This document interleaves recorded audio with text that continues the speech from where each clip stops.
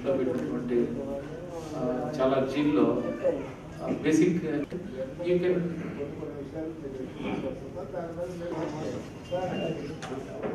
నా ఉద్దేశంలో ఇప్పుడున్న పరిస్థితి చూస్తుంటే ఇప్పుడు అంతా తీసుకుపడింది అనుకుంటున్నాను, అంత ఆర్డర్ ఉంది. ఇండివిజువల్ కేసు ఇక్కడ ఇచ్చేసి ఉంటే మీరు వికెట్ చేయండి, వేరే వాళ్ళు వచ్చి కూర్చొని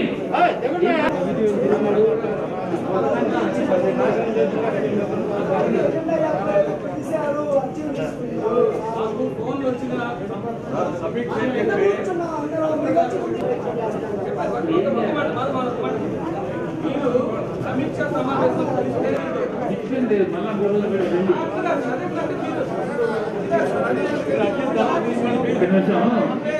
ఒక నిమిషం ఇప్పుడు నీ అంత నాలెడ్జ్ నాకు లేదు. కంప్లైంట్ చేసి ఆఫీసు వారి విడగొట్టి మీరు అన్నట్టే మిమ్మల్ని ఓవైపు కూర్చోబెట్టి ఇంకోవైపు అధికారం కూర్చోబెట్టి అని నాకు వచ్చింది ఒక 20-30 వచ్చినాయి ఈ ఫార్మాట్. చాలా మంది తెచ్చారు. అది గౌరవ డిఎస్పీ గారిని కూడా కలిసాము. ఇది పీడీ గారు అన్నటువంటి కలెక్టర్ గారు మళ్ళీ తిరిగి పంపిస్తా ఉన్నారు. మరి అక్కడ ధైర్యంగా నిలబడేటువంటి డబ్బులు ఉన్నటువంటి వాడు ప్రైవేట్ హాస్పిటల్కి వెళ్తున్నారు, డబ్బులు లేనటువంటి వాళ్ళు మొత్తం తిరిగి ఇంటి దగ్గర ప్రాణాలు కోల్పోతా ఉన్నారు. మరి ఇవన్నీ కూడా మీ దృష్టికి ప్రధానంగా గిరిజనులు ఆరోగ్యంగా చాలా ఇబ్బంది పడుతున్నారు, చాలా మంది చనిపోతున్నారు. గవర్నమెంట్ హాస్పిటల్ నుంచి ఇంటికి తీసుకొని వెళ్ళి చాలా మంది చనిపోతా ఉన్నారు. డాక్టర్ మీద వాళ్ళిద్దరు అనేకమైనటువంటి ఘర్షణల మీద ఆ డాక్టర్ హాస్పిటల్లో ఆపరేషన్ చేయకుండా కరోనా పేషెంట్ చూస్తున్నారు. కానీ అక్కడ సామాన్య జనానికి యాక్సిడెంట్ కేసులకి హాస్పిటల్ చేయట్లా. చాలా మంది ఏమంటున్నారంటే విజయవాడ రాస్తాం లేకపోతే చిత్తూరు రాస్తాం అంటున్నారు. మరి గుంటూరు వాళ్ళకి తిరిగి పంపిస్తుంటే మళ్ళీ విజయవాడ పెట్టడం అంటున్నారు. మరి కావాలని చెన్నై రాస్తాం అంటున్నారు, లేకపోతే తెలంగాణ రాస్తాం అంటున్నారు. మరి ఈ విధంగా కూడా ఆలోచించద్దు. దళితుల సమస్యలు నా దృష్టికి తీసుకురంటే ఎస్సీలు కావచ్చు, ఎస్టీలు కావచ్చు, అది ఏవైనా ఇష్యూ కావచ్చు, ఒక కుటుంబానికి సంబంధించి కావచ్చు, లేదా కొన్ని సందర్భాల్లో గ్రామానికి సంబంధించి కావచ్చు, ఏదైనా తీసుకురండి. మనం సమస్యలు పరిష్కారం తీసుకొని నేను ఆలోచన చేస్తుంటే మనం ఇక్కడ విషయాలన్నీ కూడా ఎవరైనా రావద్దనే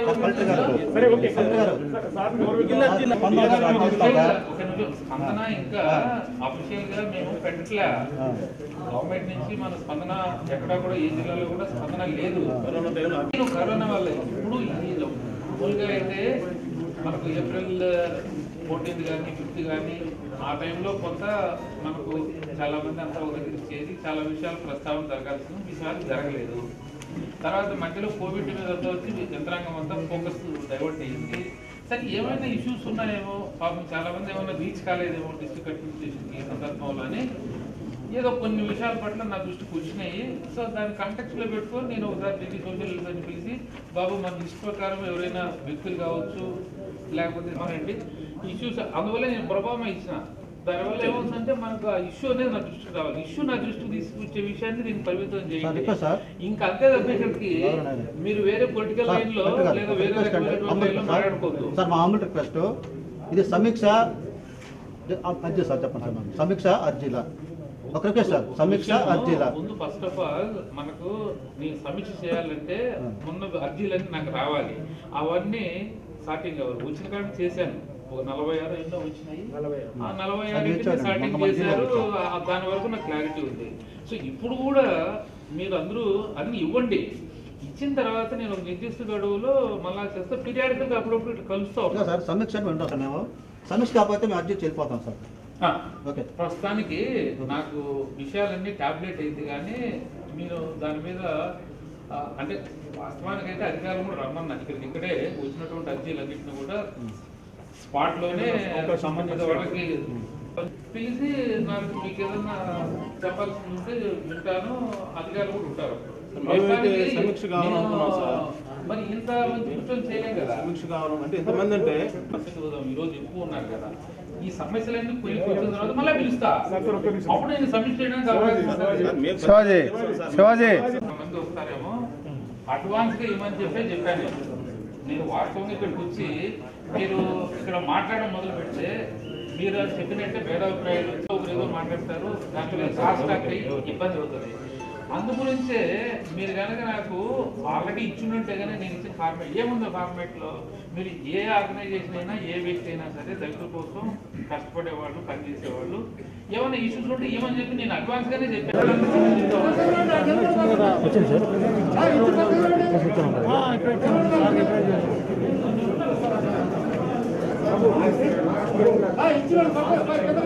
బాబు పడతారు వెనకాల జాగ్రత్త. చెప్పండి.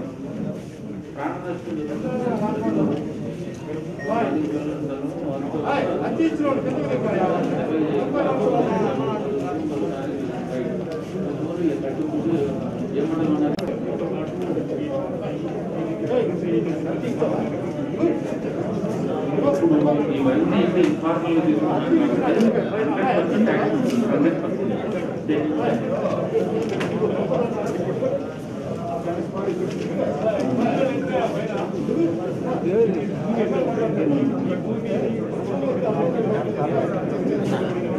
ఫోటోలు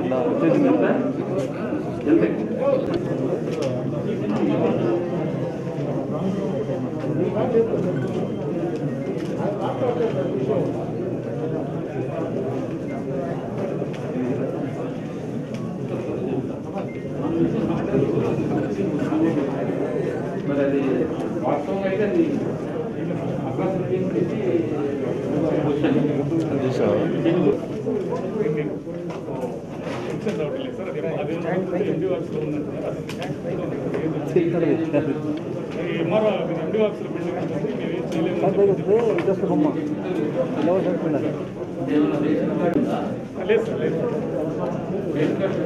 ration card sir, ration card డబ్బులు లేదు. మీకేనా? మరి ఇక్కడ లేడీ ఫోటో, మహిళ ఫోటో ఎంతున్నా కంపైల్ చేసుకుని అన్ని వస్తాయి కదా, 2 రోజులు 3 రోజులు ఉంటాయి. వాటన్నిటిని పరిష్కారం చేయాలి.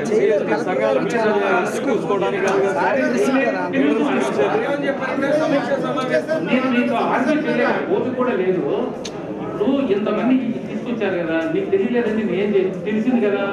తీసుకున్న తర్వాత ఉన్న వాళ్ళతోటి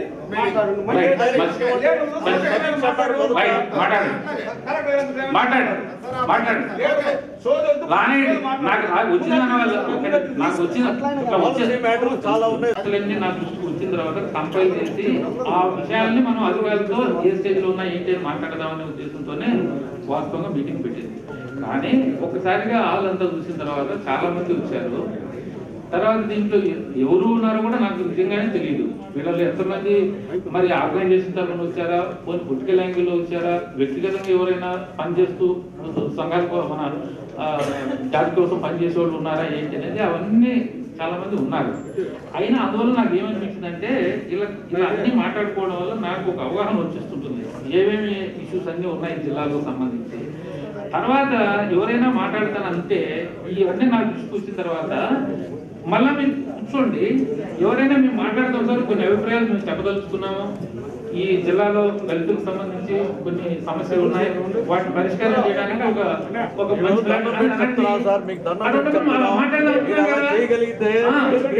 ఒకరోజు అనౌన్స్ చేయండి. దళితులు ఎస్సీలు అల్లాడిపోతున్నారు, వాళ్ళ పొలాలు ఆక్రమించి ఇక్కడ ఉండే కొంతమంది. ఓకే పిలుస్తాను, దాంట్లో డౌటే లేదు. రైట్, కానీ మీరు త్వరగా కానీ చెప్తాను. చెప్పండి.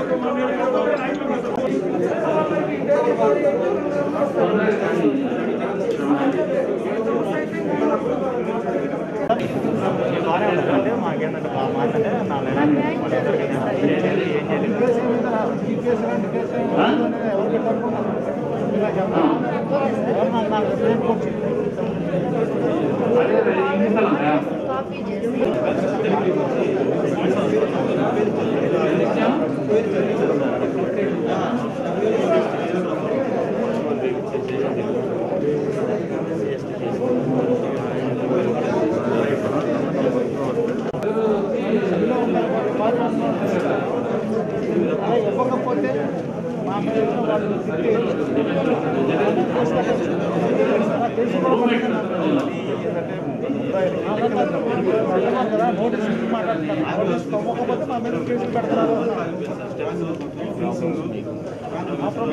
ఇవ్వకపోతే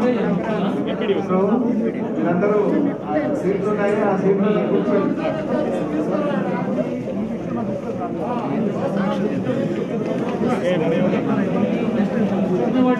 ఫోకస్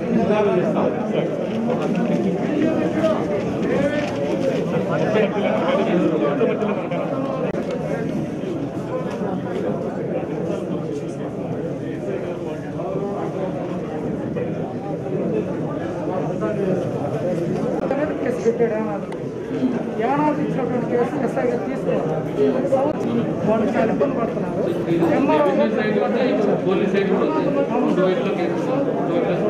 అది అసలు మామూలుగా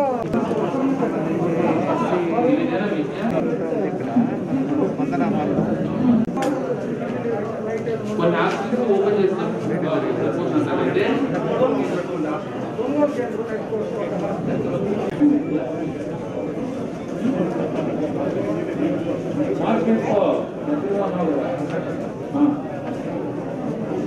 కేసు బనాయించారు సార్. సింగరాయపల్లి పోలీస్ ఎస్ఐ గారు, సిఐ గారు నేను రాజీకి రానందుకు యాజ్ ఇట్ ఈస్ నా కేసు కాపీ పెట్టిందేమో ఇప్పటికీ సింగరాయపల్లి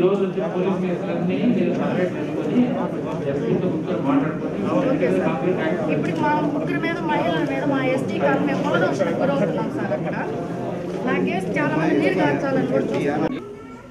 ఆ తర్వాత మరికొన్ని ఎక్కువగా ల్యాండ్ రిలేటెడ్ ఇష్యూస్ అంటే చాలామంది